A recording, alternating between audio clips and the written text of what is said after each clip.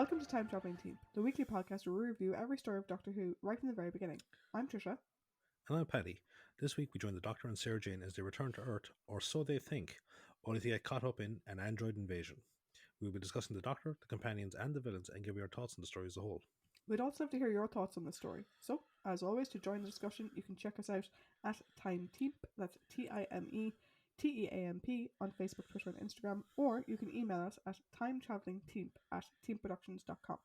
Now, Paddy, before I hand over to you for the story recap, I would like to say that for new listeners, hello and welcome. We did see a massive uptick in listenership over the last couple of days because we're now available on extra platforms. So, Yay! Samsung Podcasts, and I've forgotten the names of the other ones. I literally had the list in front of my face. 1 second. I literally had the list in my head. I was like, oh yeah, this and this and this. Let me find it. Yes, so we are now available on additional podcast sites, including iHeartRadio, Player FM, Listen Notes, and Samsung Podcasts. So, to those of you who joined us through one of those platforms, hello, welcome to the show. And for everyone else who's been with us the entire time, hello, we love you too. Yes, we do. So, Paddy, why don't you jump into our story recap? Indeedly, I will. Part 1. In a wooded area, a unit soldier walks as if in a trance, but begins to spasm and twitch as he makes his way through the undergrowth. A short while later, the TARDIS lands and the Doctor emerges, taking a look at his surroundings. Sarah Jane emerges and asks if they have to return to their own time, but the Doctor says that he is uncertain. He comments that even though the scent on the air is consistent with fresh rainfall, he notices that the ground is bone dry. He then takes a device out of his pocket, which starts beeping, and he tells Sarah Jane that it is registering an enormous energy release. They then decide to try to find the nearest road and head away from the TARDIS.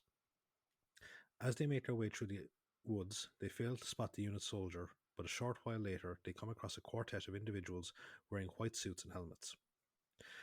The Doctor calls out to them, but the strangers point at them and then energy blasts erupt from their fingers, forcing the Doctor and Sarah Jane to flee for safety. However, Sarah Jane nearly falls down a steep embankment, but the Doctor manages to pull her up. Suddenly, they see the unit soldier burst out of the woods and call out to him to stop, but they watch as he tumbles off the edge and plummets to the ground below. They carefully make their way down to the body, and the Doctor confirms that he is dead. Sarah Jane spots his unit insignia, and the Doctor searches his pockets for any sign of identification. He finds a wallet and discovers a group of freshly minted coins, which they both find unusual. The Doctor then spots a large container nearby, and they go take a look at it. The Doctor says he has seen something like it before, but he can't remember where. Suddenly they are shot at by the helmeted figures, and they again run for safety. They eventually come across a village that Sarah Jane recognizes as Devisham, where she had previously gone to as part of a story that she was writing. They notice that it is very quiet, and they make their way to the local pub. They enter the pub, which Sarah Jane says is called the Fleur de Lis, but the Doctor comments it is more like the Marie Celeste, given that it is completely abandoned like the rest of the village. The Doctor searches the till and discovers it is full of freshly minted coins as well. The Doctor asks her about the story she was working on the last time she was there, and she says it was about a commotion that occurred at the nearby space defense station. The Doctor says their assailants could possibly be security guards from the station. Sarah Jane is skeptical, saying that trespassers are arrested in England and not shot. The Doctor, commenting on the fact that they appear to be wearing radiation suits, says that they could have been trying to warn them away, and mentions the energy release that he detected earlier. He suggests that the village could have also been evacuated for safety reasons, and Sarah Jane says that they could be at risk, but he says that it was only a theory. She looks out of a window and says that their assailants are walking through the village, but she also sees the unit soldier walking with them. She then accidentally knocks something off a table, and the group outside looks towards the pub. A truck arrives carrying more people, being driven by another helmeted figure. They see that they are all residents of the village, but they get off the truck in the same trance-like state that the soldier is in. They then hide as the people enter the bar and take up positions. The clock on the pub suddenly chimes midday, and everyone returns to their normal activities. The Doctor says he intends to find out what's happening and says that he is going up to the space defense station. He tells Sarah Jane to stay behind to monitor the villagers, but gives her the TARDIS key in case she needs to escape. After he leaves, Sarah Jane accidentally bumps into the door, causing the knob on it to turn, which is noticed by the soldier. He opens the door and pulls her into the room, where everyone stares at her in silence. She greets the pub landlord, Morgan, asking if he remembers her from the last time that she was there, but he doesn't respond. Instead, the soldier, whose name is Adams, asks her what she is doing in the village, but Morgan says that she may be part of the test. Sarah Jane asks what the test is, but Morgan tells her that she must leave, and she hurriedly exits the pub. Outside, she runs into one of the white suited figures and sees that its visor is open, revealing not a face, but a complex series of circuitry. She then flees back to the woods. She arrives back at the TARDIS and puts the key into it, but sees another container like the one near the cliffside and goes to investigate it, leaving the key in the TARDIS. Suddenly, the TARDIS takes off, and Sarah Jane thinks the Doctor is left without her. As she watches it leave, the container opens and a hand grabs Sarah Jane's leg, causing her to scream. She looks down and sees a man inside, who appears to be covered in some sort of viscous substance. She bends down to offer him help, but then he starts to strangle her. She manages to break free of his grip and runs back into the woods. Meanwhile, the Doctor arrives at the Space Defense Center and also finds it inhabited by more unit personnel into this strange trance. Getting no answers to his request to meet the commanding officer, he makes his way into the building. Inside one of the offices, an eye patch wearing man named Crayford is summoned via intercom by an individual named Stigron. Stigron says that he gave an order for all units to recharge, but one of them is apparently wandering through the building. He sends Crayford to find the unit and he rushes out to complete his task. However, he is forced to take cover in an office when he hears someone approach, and a few moments later, the Doctor enters the hallway. He notices the Brigadier's name on the door of the office Crayford just went into and enters it, calling out for the Brigadier.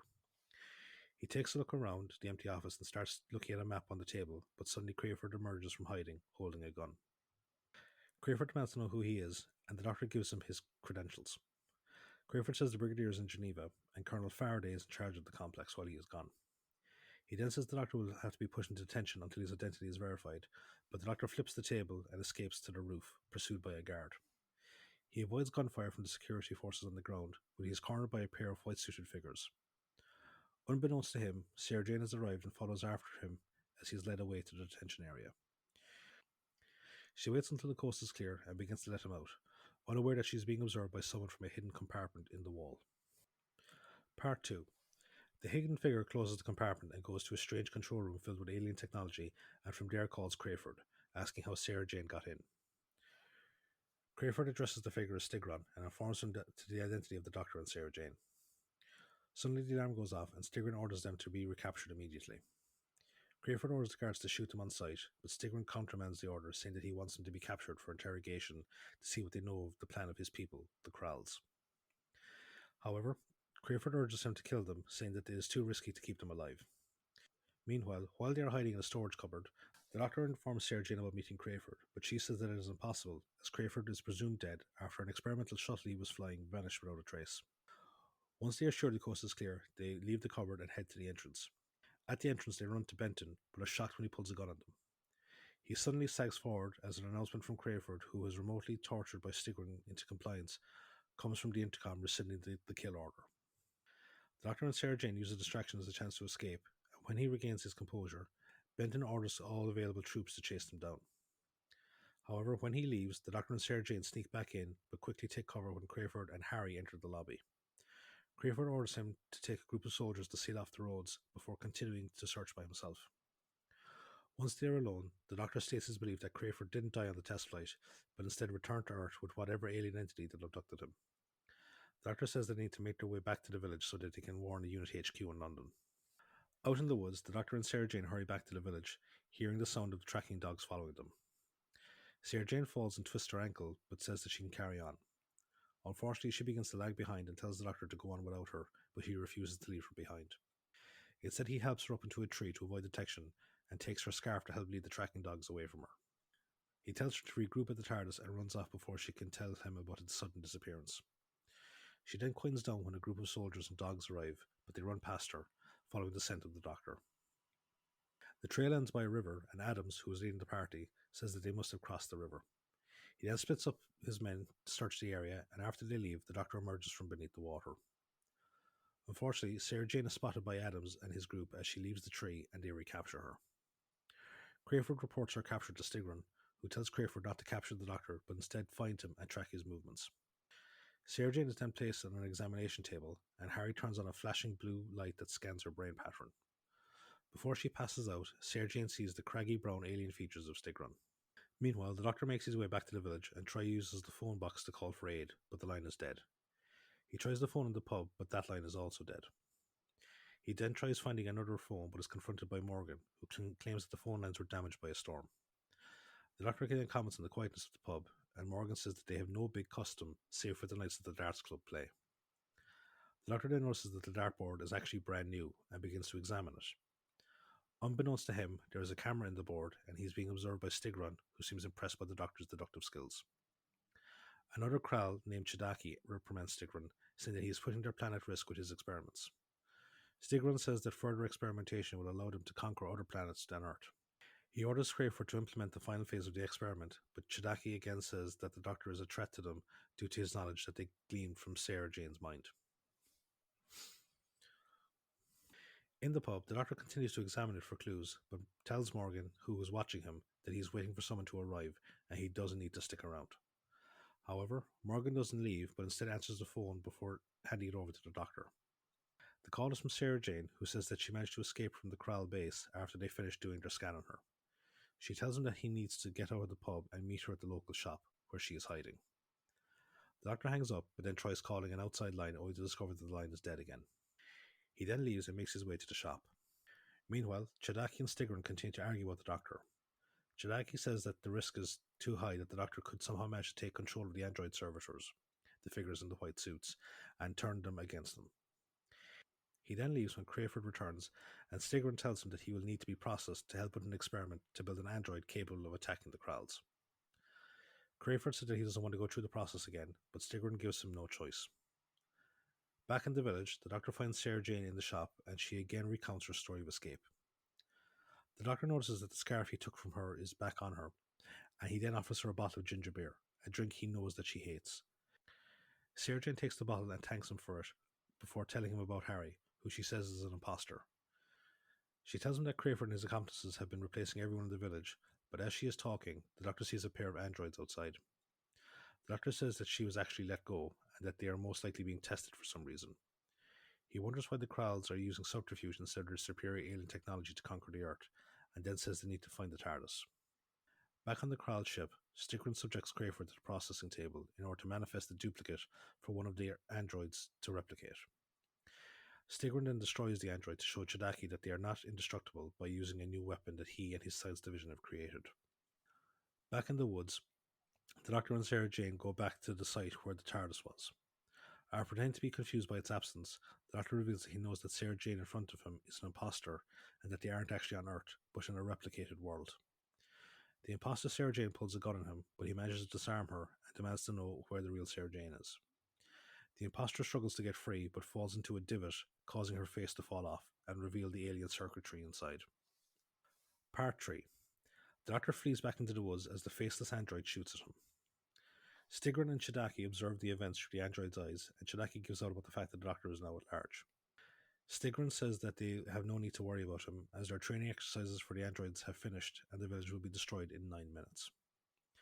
Unbeknownst to them, they are being listened to by the real Sarah Jane, who is pretending to be unconscious nearby. Stigron tells the curious Chidaki that he has kept her alive to use as a test subject for the virus that the androids will unleash on Earth once they arrive there. Another Kral enters with the bomb that they will use to destroy the village, and they all leave together. Once they're gone, Sarah Jane gets up and tries to find an exit, knowing that she will only have 9 minutes to rescue the Doctor once the bomb is primed. She takes cover at the entranceway and watches as Crayford loads all the androids onto the Kral ship in preparation for their departure. Once the coast is clear, she opens the hatchway and escapes the ship. Meanwhile, the Doctor explores the village after having seen the androids all driven back to the ship, and he is suddenly confronted by Stigron and a pair of android servicers. Stigron has them tie him to a monument in the village square whilst he sets the bomb. He activates the bomb and then leaves the Doctor to struggle to get free. A few moments later, Sarah Jane arrives and tries to get him free. He tells her to use the sonic screwdriver to cut through the plastic vines holding him, and once he is free, she leads him back to the Kral ship so they can escape the explosion. They arrive back just as the bomb goes off, with the resulting shockwave throwing them to the ground. However, they are apprehended by Crayford and a squad of imposter unit androids, and he orders them to be taken to the cells, whilst he reports to Stigron. Crayford reports to Stigron, who orders them to be killed immediately. Crayford says that there is no need to kill them now, as they can no longer affect the planned invasion, and instead they can be used for analysis. Stigron berates Crayford for his weak nature, but agrees to let the Doctor and Sarah Jane live. However, once Crayford leaves, Stigron reveals to one of his underlings that they will kill them once they've gotten everything they can out of them. In the cells, the Doctor informs Sarah Jane of the fake nature of the village and the unit personnel that they encountered. He then tells her that the radiation signature he detected earlier is actually coming from the Krall's ship. Sarah Jane asks if it is dangerous, and the Doctor says that not at the moment, but the continued exposure could be deadly. He realizes that the Kralls are seeking to conquer new planets to colonize in order to gain access to less radioactive materials which they can use to sustain themselves. Crayford enters and reveals that he has been eavesdropping on their conversation and seems happy with the appreciation the Doctor has of the Krall plan. He then reveals that the Kralls will send him back to Earth ahead of them. He informs the prisoners that he has already been in contact with Earth and given them his cover story as to how he is still alive after all this time. Sarah Jane asks him why he would betray his home planet, and he says that Earth betrayed him by leaving him for dead in space. He says that he's helping the Kralls since they saved his life when his ship was damaged and he was severely injured. He says that the Kralls will give Earth an ultimatum in order to avoid killing anyone unnecessarily. He tells them that the Kralls will only want the northern hemisphere of the planet to live in, and they will peacefully coexist with humanity. The Doctor tells him that he has been brainwashed and asks why Stigron tried to kill him if the Kralls are so committed to peace. He says that they are worried because of the memories they found of him and his morality in Sarah Jane's brain scan. He says, though, that he's managed to convince him to spare both of them, but he suddenly has to leave when Stigron gives an order for the shuttle to be prepared. As he leaves, the Doctor says they need to warn Earth, but Sarah Jane says they can't do anything without the TARDIS. In his lab, Stigron oversees the Harry android as it loads the virus into containers for the androids to use. He orders it to be put into some of the food for the prisoners and then be delivered to the Doctor and Sarah Jane. In their cell, the Doctor uses his sonic screwdriver to expose some of the wiring beneath the floor panel and says that they will need to lure in one of the guard androids who will step on the wiring and electrocute itself. However, they quickly cover the panel when the Harry android delivers the food and water, but takes the Doctor away with him. As he's being dragged away, the Doctor reminds Sarah Jane, who was just about to take a drink, that water is a great conductor, and she places the water back in the jug. The Doctor is taken to Stigron's lab, and once there, he is hooked up to the processing machine so his memories and brain patterns can be extracted. Stigron reveals the true nature of the Krall's plan, which is to use the virus to destroy humanity and leave the planet free for conquest. The Doctor says their plan will fail, but Stigron refuses to believe him and starts the scanning process. Meanwhile, back in the cell, Sarah Jane pours the water onto the floor and takes some of the exposed wiring. She lights her scarf on fire, and the smoke draws the attention of the guard android outside, who comes in to investigate. Sarah Jane hits him with the exposed wiring, which, coupled with the water on the floor, electrocutes the android, causing it to explode and giving Sarah Jane a chance to escape. She makes her way to Stigron's lab and watches as he leaves the Doctor to die from the continued effects of the machine. She manages to get him free, but he is severely disorientated by the experience. Once he composes himself, he leads her to the launch bay so they can get into Crayford's rocket and travel back to Earth in it. He tells her that they need to get into the android pods to avoid being crushed to death by the G-forces from takeoff. He manages to get her into one of them, but the ship takes off and he is thrown to the floor. Part 4. Sarah Jane passes out from the crushing power of the G-forces, but she is later woken up by the Doctor. However, as they are speaking, an android pod opens slightly and a duplicate of the Doctor stares out at them before quickly closing it again. The Doctor then explains to Sarah Jane that the pods are going to be shot out into the space ahead of the ship so they can land on Earth ahead of it. Once they have landed, the androids within them will replace those that they are impersonating, thereby allowing them to lower Earth's defenses. He says they will have to climb into the pods again, as is the only way that they can warn UNIT. Sarah Jane sarcastically comments on their chances of surviving their re-entry to Earth, and the Doctor equally sarcastically comments on her astuteness. Meanwhile, on Earth, the real Space Defense Station picks up Crayford's ship on long-range scanners. The real Benton and Harry are also present there, searching for any signs of the Doctor and Sarah Jane due to the earlier arrival of the TARDIS in the woods.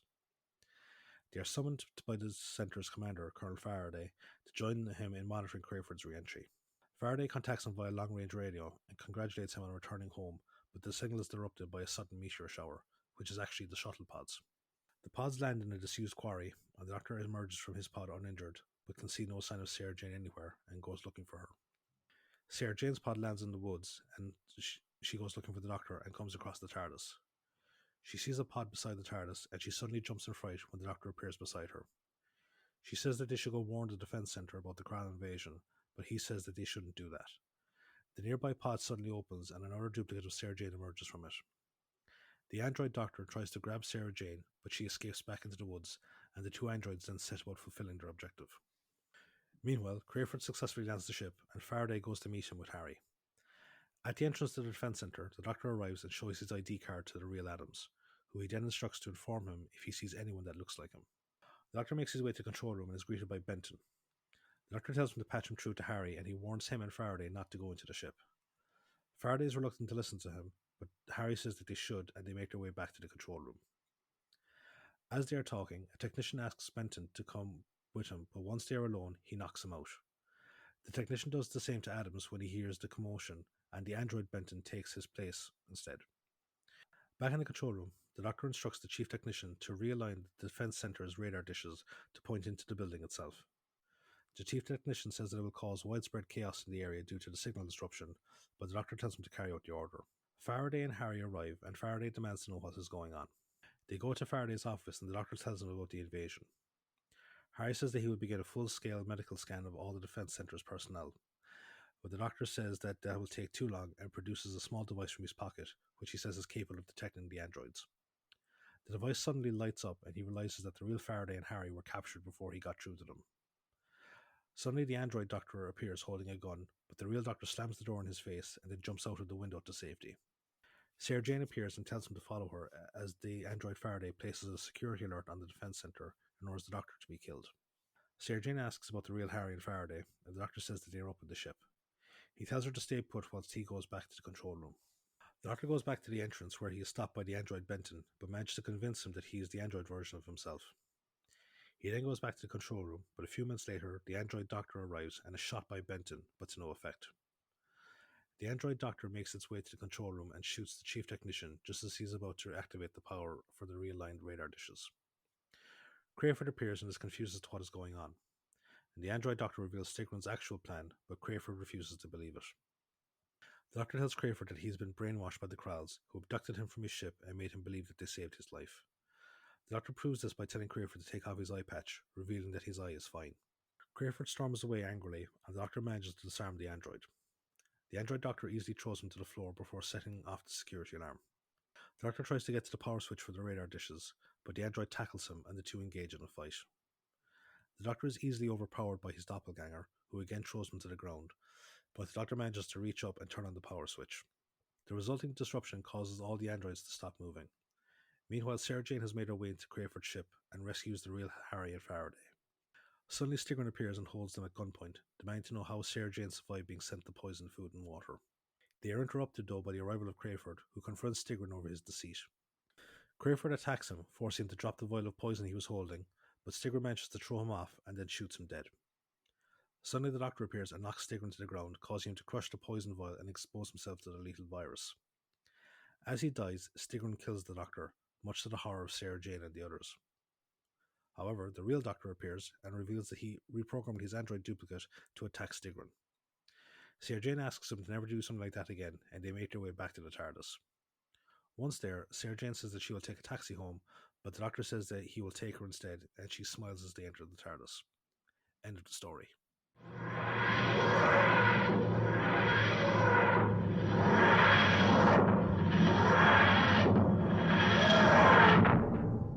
So, now that we've determined who's real and who's not real, or have we? we're,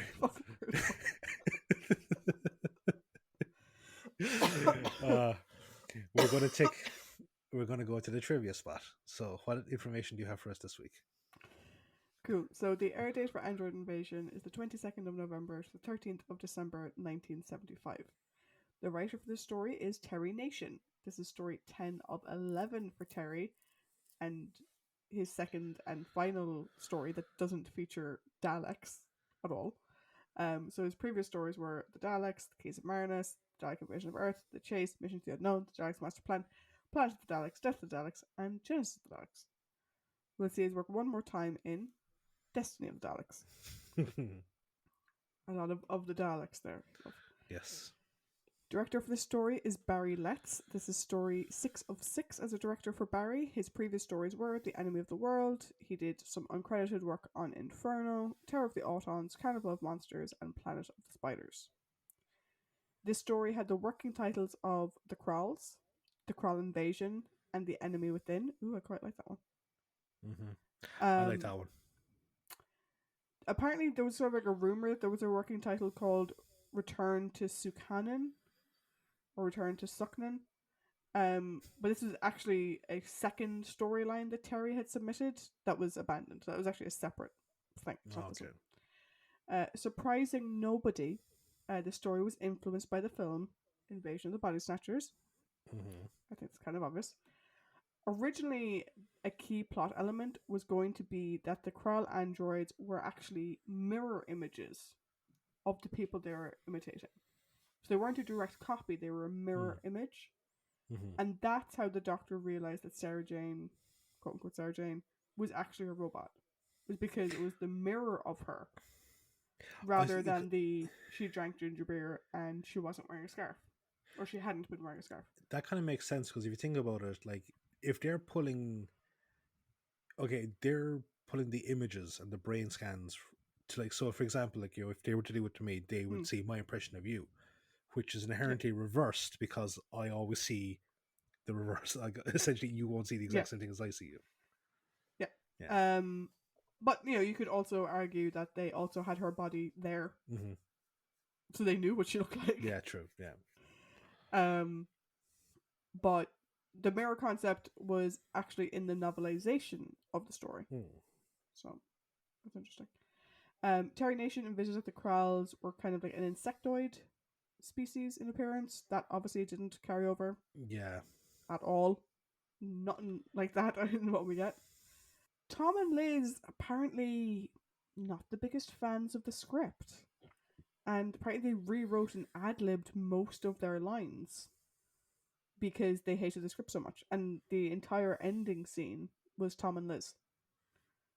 Apparently they didn't like the script. I'm gathering because Terry had done Genesis, but like the Doctor and Sarah Jane don't have too many scenes together in Genesis. Yeah, so I guess maybe Terry just didn't know how to write their relationship. Yeah, I can see that. And so the two of them were like, this doesn't work. The scene where the Doctor sort of submerges himself in the pond or whatever we call it. Tom actually did that himself. Usually that would be something that maybe Terry Walsh would do. But Tom did it himself, despite that he has a phobia of water, which I wasn't aware of. No, I didn't know that either.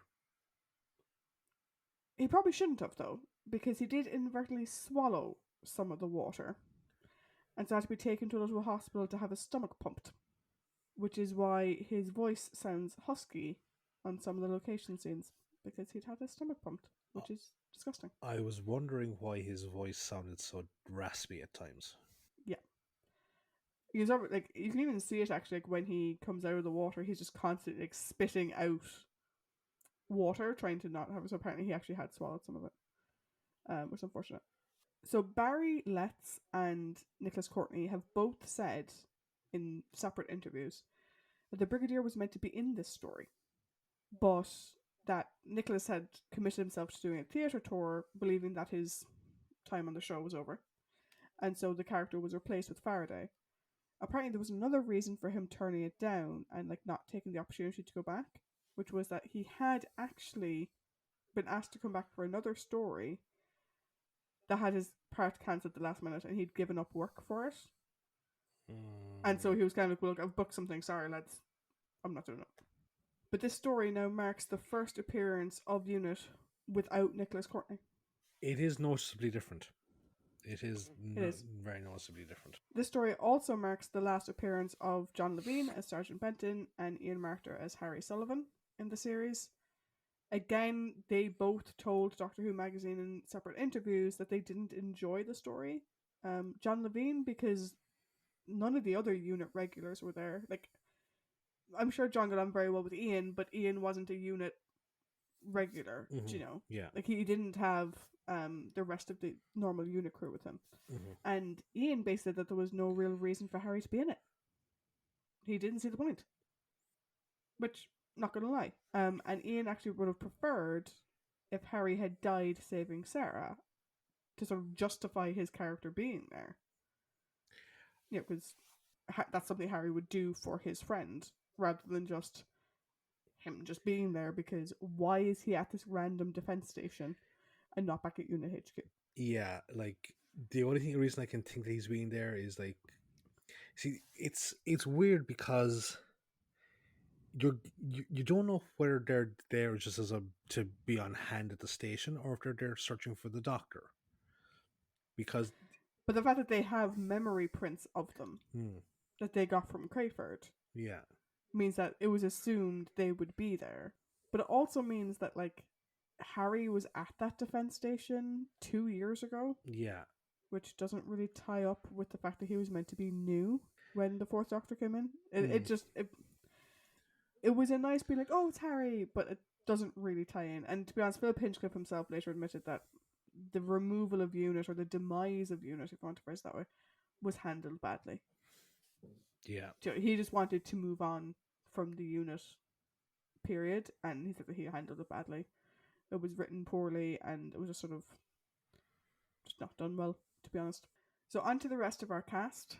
As Crayford, we have Milton Johns. This is story 2 of 3 from Milton. We previously saw him in The Enemy of the World, and we'll see him again in The Invasion of Time. As Stigrin, we have Martin Friend. This is the only Doctor Who acting credit for Martin. His non-Who credits include Curtain or Fear, The Prince and the Pauper, Night and Day, Z-Cars, and The Bill. Martin passed away. Ding. Martin passed away in 2014. Specifically for you, I went all the way through his IMDb to see if Z-Cars was listed, just because you called it out the other week. Thank you. As Chidaki, we have Roy Skelton. Now, this is story 11 of 17 for Roy. We previously saw/heard him in The Ark, 10th Planet, Eve of the Daleks, The Ice Warriors, The Wheel in Space, The Crotons, Colony in Space, Planet of the Daleks, Green Death, and Genesis of the Daleks. Usually he's a sort of like a computer voice person, so he's done Cybermen, he's done Daleks, he did Crotons, he has played some like face characters as well, but he's usually doing voice characters. And we'll see/hear him again in The Hand of Fear, Destiny of the Daleks, The Five Doctors, Revelation of the Daleks, Remembrance of the Daleks, and he's also in the comic relief special, The Curse of the Fatal Death. Again, most of those are Dalek voices with the exception of The Hand of Fear. As Colonel Faraday, we have Patrick Newell. This is the only Doctor Who acting credit for Patrick, which I was convinced I'd seen him before, like in a Unit Get Up. I was like fully convinced that we had seen his character before, that we were going to see his character again, but apparently not. Because his only Doctor Who acting credit. His non-Who credits include The Avengers, Sherlock Holmes and Dr. Watson, Kinvig, WizKid's Guide, The Strange Affair of Adelaide Harris, and Danny the Dragon. Patrick Newell passed away in 1988.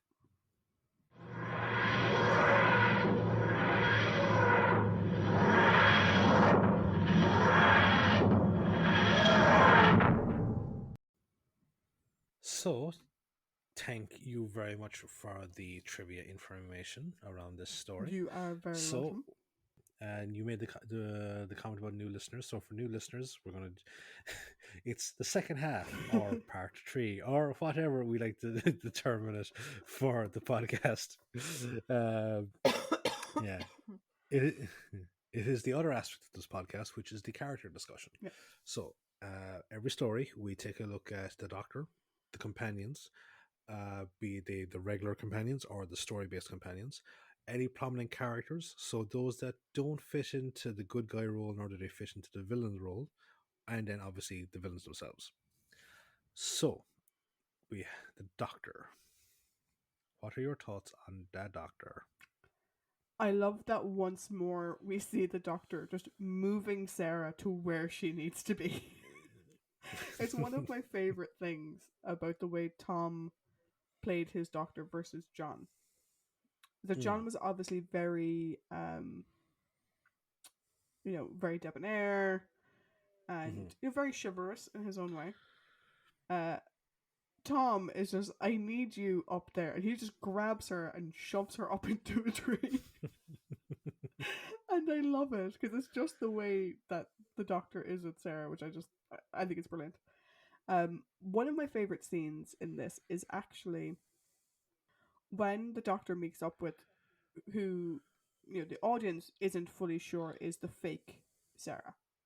Obviously, watching it last night, I knew because I know how the story goes. But, when he meets up with the Sarah in the shop, and she's recounting the story of what Stigrin and his people are doing, and the Doctor is looking very fearful and very concerned. And he's like, "How did you escape?" And, he's asking her all these questions. And what I love is the fact that he already knew that she was a replacement. Mm. He knew the minute he saw her because her scarf is in his Yeah. pocket. Mm-hmm. The ginger beer just confirmed that she didn't have a spare scarf that was also in her own pocket. So all the fear and concern that he's showing there is actually for the real Sarah who's now missing. And I just love it Mm. because you can, when you watch it the first time through, you're like, oh my god, he's concerned for Sarah Jane, like she escaped from this really terrible experience and blah blah blah. And then on a second watching, you're like, he's terrified because he doesn't know where she is. And there's this Uh, replacement going around with her, and like I mm. love it because it just it's just a beautiful scene. I think it's done very well. Yeah, no, like it's done amazingly. And I suppose he's actually tipped off beforehand because when she hangs up the phone on him, Mm, he immediately goes to dial the out and he goes, "What you know? It's broken again." mm. Um, but yeah, like that is a really good section of that story. Yeah, Really good. I completely agree. I think Tom plays it so well. Like we do Hmm. have a lot of good stuff with the Doctor in the story as well. We get to see the Doctor Hmm. sciencing it up. We get to see good performance from Tom as both the real Doctor and the android Doctor. And Hmm. again, we have this is now the what third story in a row Hmm. where we have someone that you could maybe consider a villainous character, Hmm. with the Doctor acknowledging that it wasn't their fault and not Yeah. villainizing them and actually Hmm. being supportive of them, Yeah. which is great. It's this nice sort of continuous thing through that, like, it wasn't a one-off with Sorensen. Hmm. That he doesn't blame someone for things outside of their control. And Mm. we'll talk more about Crayford when we get to him, obviously, but I like that it's consistent for this Doctor. Now, we didn't need to have 3 stories in a Mm. row, but it's still it's consistent for him. Yeah. Do you know? So overall, I liked the Doctor in the story. I like the fact that we're getting to see his good relationship with Sarah again. And I'll talk more about that in my overall. Mm. Um, Hmm. but yeah, that was me. How about you? So yeah, no, I agree. I like him in this one. Mm, I like his investigation going around the village. mm, Like the the atmosphere for the first 2 episodes of the story are mm, great. They really are because it's the investigation. It's like as you say, it's the mystery of things. Him like his back and forth with the pub landlord, or just even like anyone that he mm, encounters in the course of his investigation is great. Um, I like his, banter with Sarah Jane. mm. Like I like again, like I love I actually have the dialogue here, which is if he goes, yeah, so providing we don't burn up on re-entry or aren't suffocated on the way down, we'll be probably smashed to a pulp when we land. He goes, exactly, Sarah, you put your finger on the one tiny flaw in our plan. Our plan. It's not our plan. It's Yeah, your plan. That is one of my favorite lines of yeah, hers overall. I have yeah. no idea why. I I was just love it. well, I'm open to suggestions if you've got a better idea. Yeah. So like, just And actually, that I'm now stuck in it. Is that real Doctor or is that Android Doctor? I think that's the real Doctor. Yeah, I think it is too. Um, Yeah. but I love that sequence. It's so funny. It's so good. Yeah. Although I am slightly curious because I do have a comment about the androids themselves, so we discussed them. Yeah, we'll get to that now. Yeah. Actually, we didn't say what characters we're going to be discussing. No, we Yeah. don't always. So yeah, that's true. That's true. Oh, but okay. Now that I brought it up, we have Sarah Jane as a Yes. companion. Crayford, I put Crayford as a prominent character. Yeah, I do that. Yeah. Yeah. Then there's Stigron and Chidaki as the villains, but also the androids themselves because I feel like they deserve a talking Yeah, point. I agree. Cool. Uh, but back to my comments on the Mm-hmm. Doctor. Um, at various points in the story, you can see flashes of the previous incarnations. Like I think his interaction with the pub landlord would have been very Second Doctor Yeah. esque, very Second Doctor esque. his back and forth, like his obviously action sequences, very John-esque. Or when he's talking to the chief technician about realigning the dishes, very, very Hartnell-esque.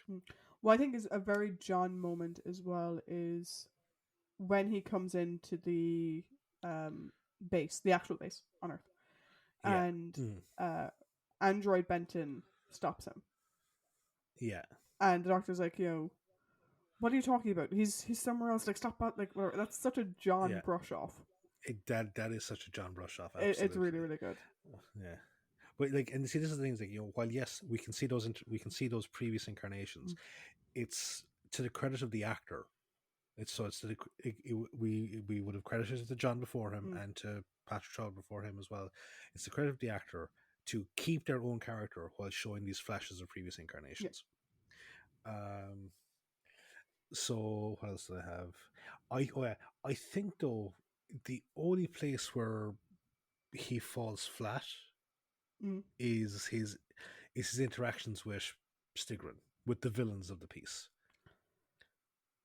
Yeah, because they don't really interact all that much, and the interactions that he does have kind of fall flat a bit. Yeah, exactly. Like, because like he's excuse me.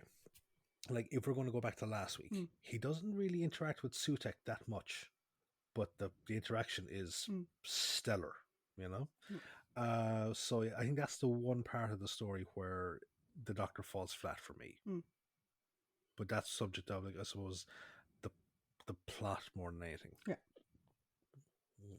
I'd agree. So the second half of the duo, Sarah Jane, I don't know about you, but I think she's great in this story. I think she's brilliant. I would say, again, just because I have to comment, no wonder she fucking fell over. Did you see her shoes? Yeah. And you're one going running through the woods like a lunatic wearing those shoes. Like, kudos to Liz Layton and her ankles, because, like... Yeah, Jesus. So probably she'd very weak ankles as well. What I love about Sarah Jane in this story is that, yes, she does have her odd damsel in distress moment. So when she fell and hurt her ankle and had to be shoved up into a tree. But also, she saves the Doctor in like every episode. Yeah, she saves him so many times. She saves him nearly as much as he saves her. More so because she also saves herself. Do you know? So, like, he saves her by putting her up a tree, we could argue. And then he saves her from Stigrin at the end by sending in the android version of him. Yeah. And that's it? Yeah. She saved herself from the ship initially by just doing exactly what the android said she would do, which I think is brilliant, by the way. I love that the android's like, oh, I did this and this. Because obviously it got its pattern from Sarah, and that's exactly what she would do. I thought that was brilliant. She frees herself from that. She frees the Doctor from when he was arrested. She frees the Doctor when he's tied up by the ropes. She frees the Doctor from the disorientation chamber. That is another brilliant line. I'm feeling very disorientated. It's the disorientation chamber. That would explain it. And I'm now curious how much of these lines were Liz and Tom, knowing that they ad-libbed so much of it. That feels like such a them line. Yeah, so I love the fact that, like, she is saving him more so than he is saving her in the story. And I also love how her journalistic background comes up here. Because this is the thing. We have only seen Sarah working on a story 3 times in her run. So Time Warrior, she was working on a story. In Dinosaurs, she tries to do a story. Ends badly, but she tries. And in Zygons, you kind of have one scene of her on a typewriter. Kind of. Yeah. But I love how they keep bringing up the fact that she's a journalist. And they bring it up in relation to the story, and it's relevant to the story. It's what allows her to be an active contributor and not just a passive observer asking questions.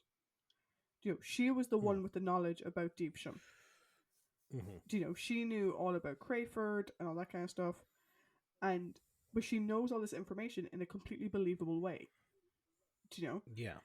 Like, you could probably have done the same with Joe or LaShaw, saying, like, oh, they read something in the paper, but the whole thing is they read it in the paper. Mm. Sarah Jane wrote the fucking paper. Do you know? And it just, I Yeah. like that with her. Um, Mm.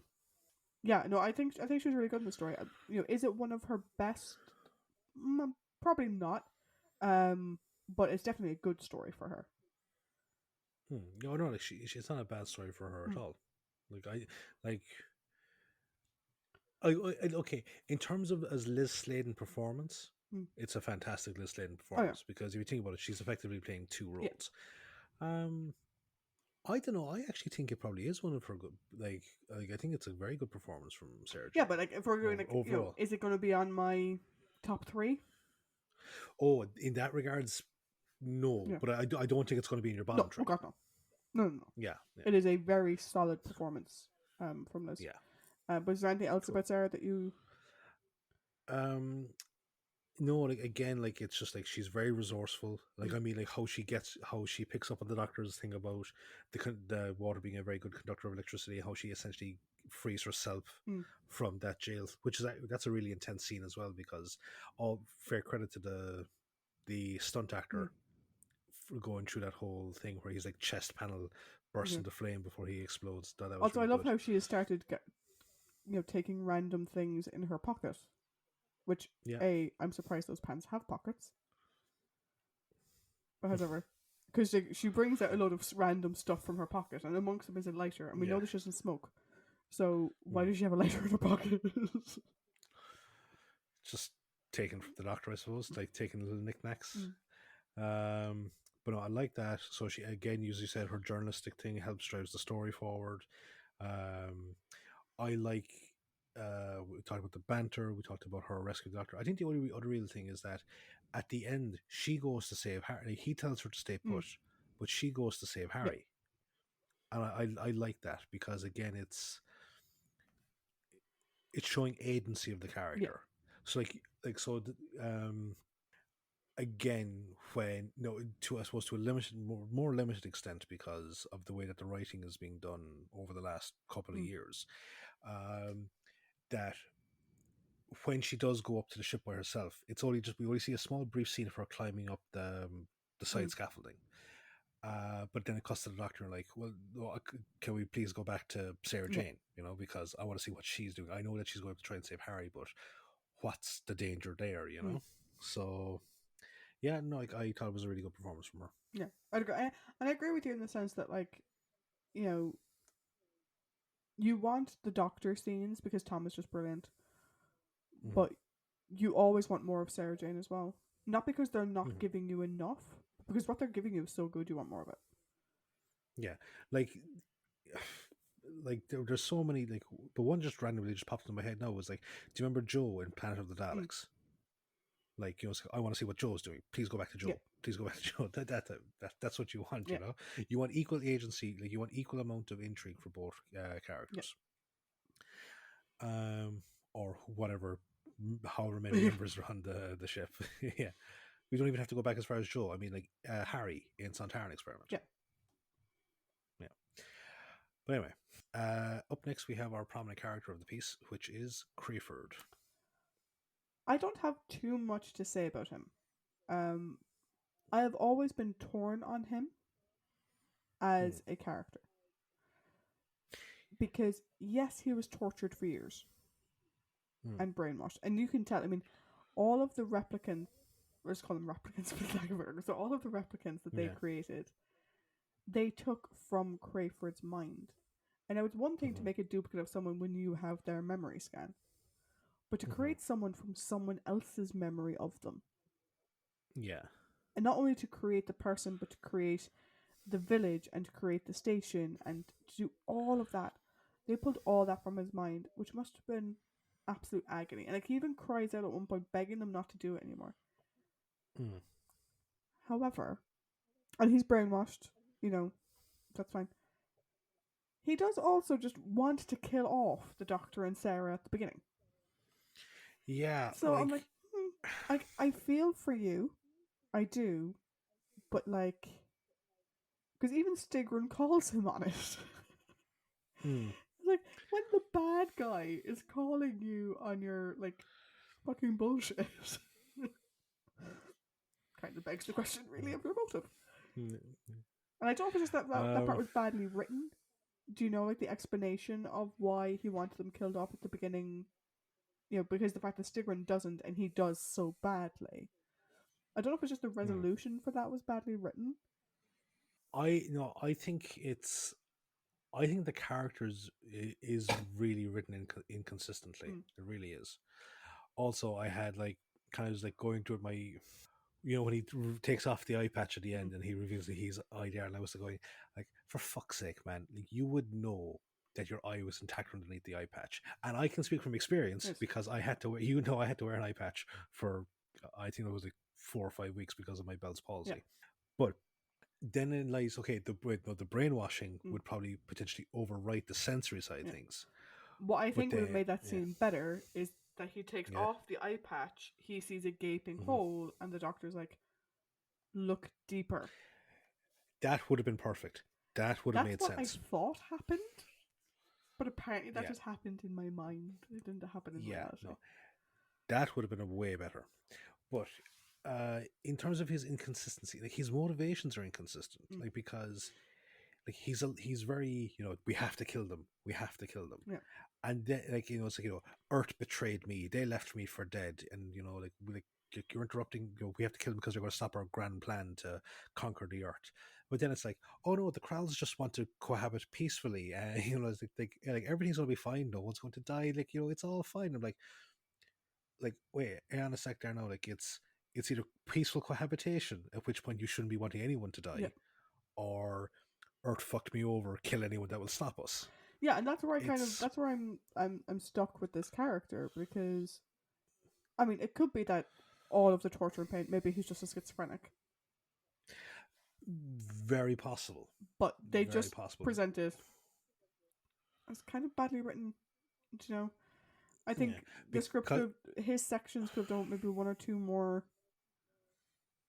goes at it, like because as you kind of pointed out, so far this series, Mm, we've had Sorensen, mm, we've also had Marcus Scarman, mm, and so like the tragic yeah, character in the sense of they're a victim, they're not a villain, yeah, and Crayford is kind of like cast into that line, but he's definitely the weakest of those characters. yeah. And again, because we didn't get a like the prologue was the random unit soldier going jerky walking. If the Hmm. prologue had been them losing contact with Crayford Yeah. and Crayford, screaming out in pain because he was burning up and whatever, and like Hmm. you realize later that the crowds made him think all that, but none of it was actually true. That Hmm. would maybe make it a little bit different because it would Hmm. sort of emphasize the fact that like the man is tapped. Like, Hmm. And like it's a kind of a shame, like because I remember Milton when he was an Enemy of the mm. Worlds, or Enemy of the World, sorry. And it's like he's a really good Oh, he actor. He really is. really is. And he's like he gives gusto in each of the scenes he's in. I Yeah. just don't see the connection between one scene and the next. All No, the it scenes on their is. own work fine, Yeah. but in continuity, you're like, okay, and like the fact that the Stigrin even calls him on it, you're like, okay, was this just a plot hole that you're now having Stigrin ask him to explain? Maybe that was an ad-lib line kind of going, fuck it, do you not see the problem with this character?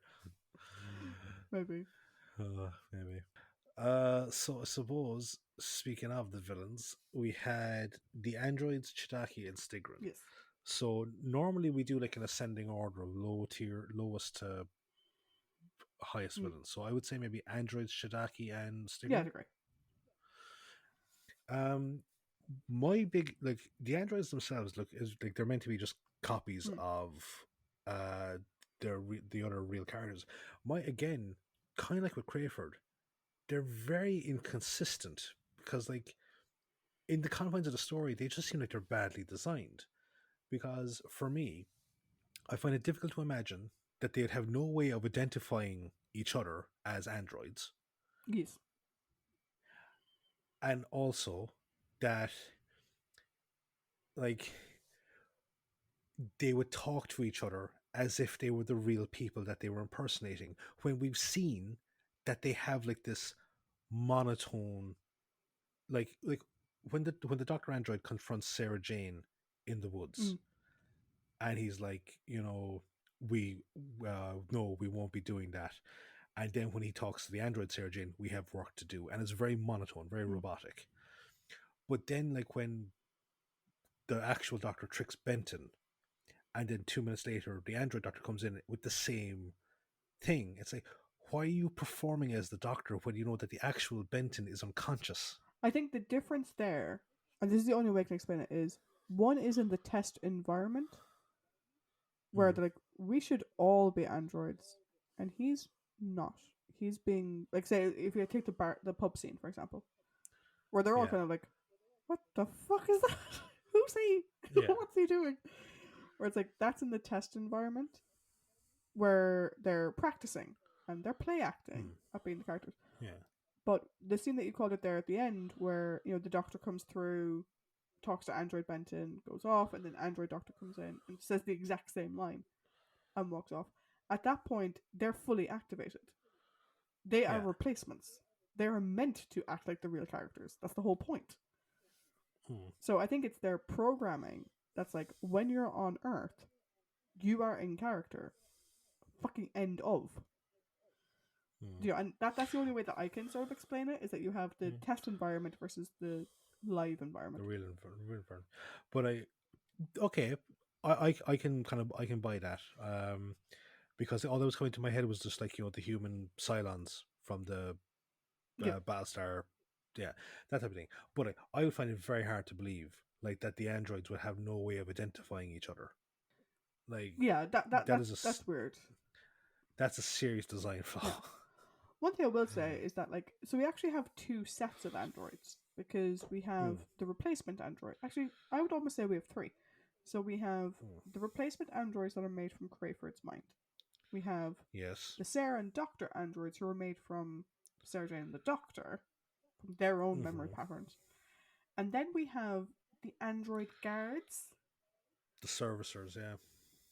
who are probably the least threatening of all of them, because they just point their finger at you, and they do, like, with Mm. the little gun shape, and there's just a little hole that they shoot. I'm like, I get that they're androids and, like, they don't need to have a weapon, but, like, it looked kind of silly. And also, at one point, they did actually shoot the doctor in the back, and he just kept running. Um, Yeah. but then you have the standard replacements from Crayford, who Mm. are good. They do the job well. But the replacements that I find the most interesting are the Doctor and Sarah Jane replacements, Mm. because they're kind of sadistic, in the sense that, like, when say the android doctor turns on Sarah, he sort of gets this weird gleam in his eye, Mm. Yeah. and it looks kind of like, okay, creepy fucker. Like, it's not just, I'm not really the doctor, I am the replacement. It's, we're going to have some fun, and you're like, ugh. But then the android Sarah does the same, where Mm. she stops playing as being Sarah Jane, and now she's her android self, and her android self is creepy as fuck, particularly when her face falls off, and then she puts her face back on. This that like the fact that you're making that comment is kind of, it's eerily coincidental, because I just currently finished watching the Android arc, or the Android saga of Dragon Ball Z, where there are two Android characters that are sort of like like sadistic and evilly playful. Mm. Meanwhile, there's this other Android that's just like stoic and I have a job to do. Yeah, because, like, because even, like, we were saying earlier about the scene where Sarah's like, it's not our plan, it's your plan. That was the best line of the story. It's brilliant. But at one point during that, you see what, like, this is where I'm like, I can't remember if that's the android doctor or the real doctor, because one of them, we're going to assume the android doctor, Hmm. peeks out of his little pod to see what they're talking about. Hmm. and you're like, you creepy fucker, you're just like spying on them. Do you know? And like, Like, there's more malicious intent in those two than there is in the ones that are made from Crayford's mind. yeah. I would say that it's definitely got to be like the one in the pod that like kind of does the creaky open thing. That's got to be the replacement, because if that was the real Doctor and he landed by himself in the quarry with no sign of Sarah Jane, he would have fucking booked it straight away. That's true. Yeah. The other thing I do kind of like, and this is sort of goes back to what I was saying about the Doctor, is how the Doctor interacts with the android Sarah Jane. Which is, and obviously this is because of Liz, and it's Tom and Liz just being Tom and Liz. But he still holds her hand. When he's taking her to, he knows she's a fake, but he still holds her hand walking through the woods. Which I'm kind of like, way to commit to the realism there, Doctor, in believing it's the. But also, when Sarah Jane runs off, and you have like the android of the two of them. Yeah. You have android Sarah Jane sits up in her pod, and because Liz couldn't reach the ground and needed help getting up out of the pod, she just sits there and waits. And the Doctor comes over, and the Doctor android comes over, and he helps her out, and you're like, it just sort of, it's creepy, you know? Yeah, it's very Stepford Wivesy. Yeah, it's so weird. Yeah. Yeah, no, it actually, like, the idea of the two of them going around pretending to be the Doctor and Sarah Jane is just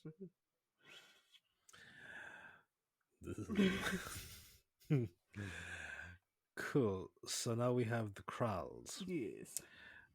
So Chadaki is, I'm going to assume, like, he comes across like the military. Yeah, he's the marshal. So yeah, he's the military figure. I think there's going to be a lot of crossover talk between the two of them because, or the points, because they remind me so much of Sontaran Experiment, Steyer and his field marshal. Like, it just reminds me so much that, in the sense of Chidaki is a no-nonsense military official. Excuse me. He's a no-nonsense military official that just likes to keep to a simple strategy. Like, it's, we have everything, stop taking the piss because you're going to put the planet at risk. I'd agree. I think like Chidaki is the more of a realist of the two of them. He knows and trusts military strategy over new untested technology, but he's not a total Luddite either. You know, no. Stigrin is like, you have a concern about the androids turning against us. Here, I'll do an experiment and show you. And he's like, okay, cool. I accept your thing, and let's move on. He doesn't fight for the sake of fighting or for the sake of ego. He fights for the sake of the mission. And they're not at loggerheads the whole time, which is interesting. You know, the two of them clearly support each other's position, but Chidaki does sort of try to rein Stigrin in when he thinks Stigrin is overstepping. But then when Stigrin comes back with good results from that overstepping, he's like, okay, cool. You know, thanks. You know, I'm happy with what you said. Great. Yeah. I think it's one of those things of like, you know, so long as what you do can benefit us, I'm supporting you. But when you step over the line or you go too far, I have to rein you in. Yeah, and it's not done for ego, and it's not done for prestige or rank. It's just, come on, get with the program. You've gone off book now. Come on. Whereas Stigrin himself, unless you have anything else to say about Chidaki, Stigrin himself is, for me, he's a mix of Steyer and the Sorensen archetype. Yeah. In the sense of, like, he wants to experiment to get the utmost, to the utmost, to get like all the answers and to see all the variables, all that kind of stuff. But there is an element of he's doing that, and that's like the Steyer side of things, but he seems to be doing it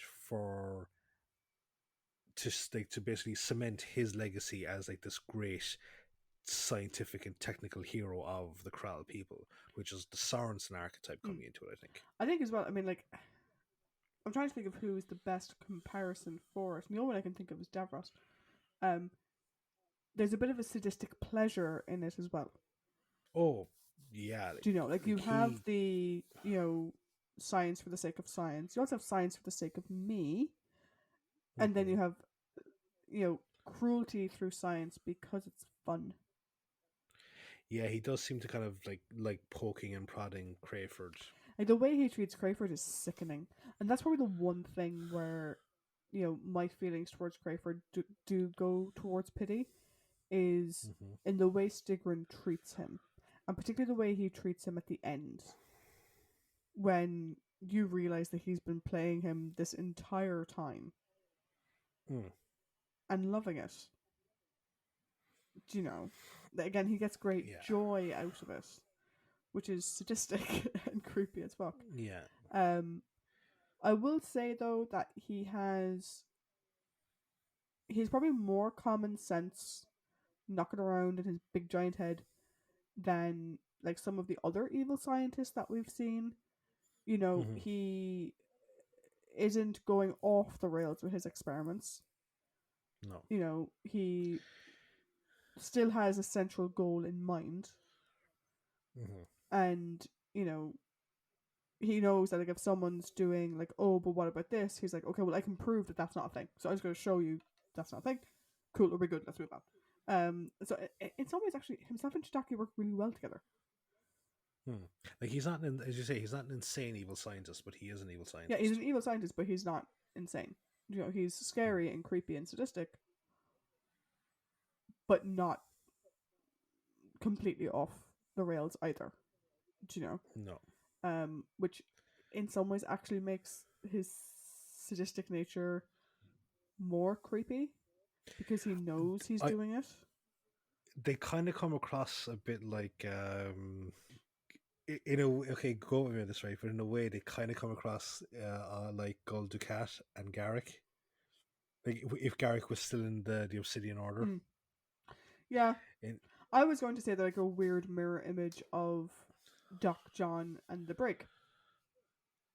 yeah, actually, yeah. Sorry, yeah, we'll keep it in universe. Absolutely, yeah, yeah. Actually, what it is, it's it's almost like the Inferno verse. Mm. Brigade leader, and if the Doctor had a Kind of Infernoverse counterpart. counterpart, Yeah. yeah, counterpart, yeah. Yeah, but they work very well together, which is the thing that's Mm. like you very rarely say that about the villains because usually it's one trying to up the other and backstab. Mhm. No, it's like, hey, stick her in, yeah, rein it fucking in, buddy. Yeah.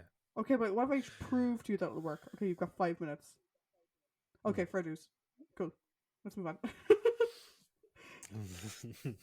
They're like the Oh, most chill villains with each other I think we've had in a long time.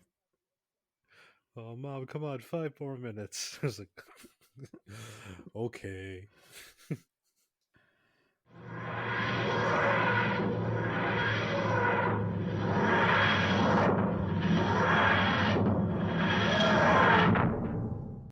So we come to the end of our discussion, which is our overall, where we give our thoughts on the story as a whole and then rank it out of 5.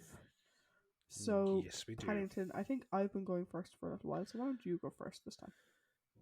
I will. And you did. No, I think we've actually been Have we? alternating. So yeah, yeah. You went first last week, so I'll go first this week. So on paper, Mm-hmm. and word of those to new listeners, when I say something on paper, you know that it's not always a good thing. On paper, this story has all the elements to make an absolute classic Doctor Who Mm-hmm. story. The only problem is I've seen it before in Spearhead from Space, the Sontaran Experiment, and Terror of the Zygons. Yeah. It took elements from those three stories, with the androids. We've seen it with the Autons. That's why I said Spearhead from Mm. Space, because we actually did have a few Yeah. doppelganger type things in that. Sontaran Experiment, the Krells, like even their voices, Mm. they come across as very Yeah. Sontaran-esque, and the relationship between Stigrin and Chidaki like is the whole thing. And then obviously with Terror of the Zygons, it's the whole effort of replacing Mm. people. Now, like the first two, I love the first two episodes of this story. Mm. I really do. Like the atmosphere is fantastic. Like the investigation, like the creepy, like creepy English villages, can't beat them. Except for no, there is one thing that can beat a creepy English village: a coastal Scottish or Irish village, and like they'll beat them hands down. But creepy English village, often like the black country and the countryside, whatever, no, can't handle it. But after we have the reveal of like the Sarah Jane android, which like those things are very shoddily constructed. If all that has to happen is she has to fall to the floor and her face pops off. Like I kind of fluffed it up a small bit for the recap. Like to kind of say, oh, she falls into a divot and the force knocks her face off. It's like, no, she literally just falls through his arms and her face rolls off. Shoddy craftsmanship. Yeah, but like after that, it just gets so inconsistent with the portrayal of the androids and with Crayford's motivations and the whole nature of like, okay, we've seen this story done better. So yeah, like at the halfway point, it just stops doing anything for me, which is a shame because the opening premise and this kind of reminds me of Planet of the Giants. First two episodes, spectacular. At least, but with this is that they actually had the 2 full episodes with which to work with. So I'm going to go flat down the middle. All the positives get this at 2.5. Okay. So for me, I agree with a lot of what you said. There's a number of things I really liked about the story. I think the Doctor and Sarah Jane working well together again this week. You know from our conversation on pyramids last week, I really don't like it when they're sniping at each other, particularly when he's sniping at her. So I love that we have their friendship and their dynamic back together this week. I absolutely love that. And I love it even more knowing that a lot of that was Tom and Liz themselves, which is brilliant. There's one scene that, because we didn't talk about Harry and Benton in our characters, because they're not really in it that much, to be honest. They're kind of set dressing in many ways. But there's one scene where when Crayford is coming to land, Colonel Faraday makes a comment saying that Crayford has gone further into space than any other human. And Harry and Benton just give each other a look of, oh, for fuck's sake. Should you tell him that? Which I just love. Because again, you can kind of imagine that was just John and Ian kind of going, part of me thinks that wasn't scripted. You know? And actually, sorry to cut across you, that's another point why this story kind of loses me, is that the introduction of Benton and Harry, like, it feels like fan service before fan service was even a thing. Yeah. They were just thrown into the story so fucking haphazardly. Yeah. So my thing with it is that, the first 2 episodes were good. I completely agree with you. After that, it just gets very slow. I'll be honest, like, when Paddy does the recap, I'm listening, because obviously I'm here. At several points, I was like, cool, where's he at? And then you were like, episode 3. I was like, fuck off, seriously. Is he only on episode 3? It gets very slow. And the core premise, the body replacements, has been done better. Has been done better this season. Zygons was a brilliant replacement episode. That was way better than this one. And this is going to sound really cruel, and I don't mean it to be. This is very much a Barry Letts story. This story would have worked perfectly well. I'm sure we would have loved it if this was during the 3rd Doctor's run. It's a very, like, when you see it on screen, you're taken back to season 12, season 11. It doesn't fit with this Hammer horror next level production that Philip Hinchcliffe is going for in his season. And the fact that Barry directed it, you're like, it's a like, I love Barry Letts, I do, and I love his stories, I love the characters he created, but this is it's a story that belongs in a different era of the show. It actually does, because like, even if you think about it, like the end of episode 2, the face falls off the android. Very reminiscent of end of episode 2 for Terror of the Autons. Yeah. When the cop rips off his mask. Yeah. Like, it's a very, like, had it been a Joe and Doc John storyline, Hmm. it would have been very different. And like, had it come out at that point in time, probably would have sat very differently. But bearing in mind, we've had Zygons, Planet of Evil, and Pirates of Mars. Mm. Belter after belter after belter. And this one, the tone just isn't there. Is it the creepy English village? It's creepy and stuff like that, but it doesn't stick with it. The other one stuck with it throughout the Yeah. entire 4 episodes, and this one just didn't. And I don't mean that to reflect badly on Barry, because I love Barry Letts and I love what he did with the show, but Mm. I think this story is a story from a different time in the show. Yeah. And it sticks out Mm. like a sore thumb It in what really is is really a the belter of a season. Yeah, it really is the odd story out in this season, given the fact that we have future knowledge Yeah. of the what's to come up in these next two stories in this season. It's very out of It's place. very out of place. And when I was coming up with my score, I was kind of like, yeah, and I kind of agreed with you, and I kind of gave it a 2.5 initially. However, I thought I was being a bit too harsh because you and I are watching this in a very particular order, where we're Hmm. watching one story after the other Hmm. in the order they were released. And on its own, separate from that, it's grand. It's a perfectly grand story on its own. Hmm. Is it great? No. But it has lots of little bits that I love. It has lovely little bits between the Doctor and Sarah that I love.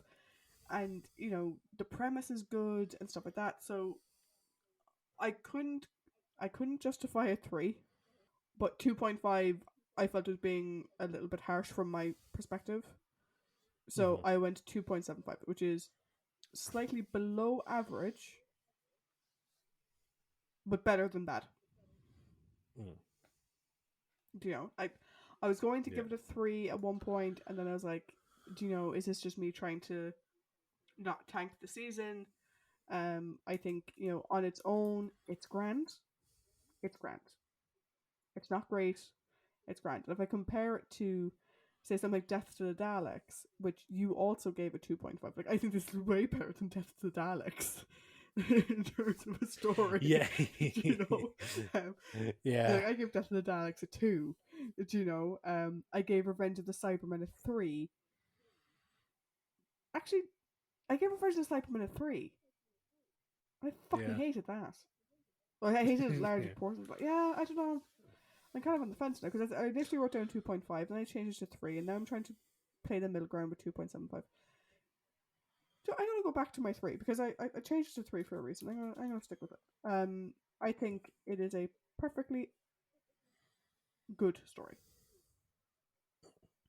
I think if you watch it in order, though, you're going to be disappointed. And maybe if this story had been last season, maybe if the story was 2 seasons ago, but we literally just had Terror of the Zygons 3 weeks ago, which is fucking Yeah. amazing. This one doesn't match up. Yeah.